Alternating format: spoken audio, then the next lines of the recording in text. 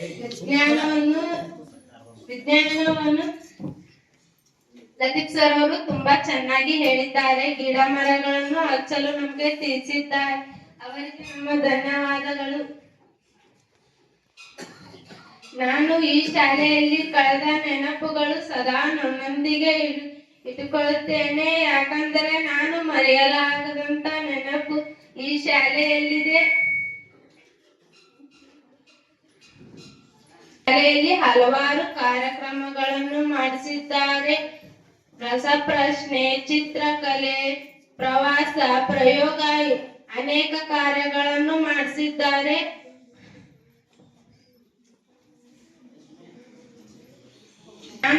ನಾನು ಮಾಡಿದ ತಪ್ಪನ್ನು ತಿದ್ದಿ ನನಗೆ ಬುದ್ಧಿ ಹೇಳಿದ ನನ್ನ ಗುರುವಿಗೆ ನನ್ನ ನಮಸ್ಕಾರ.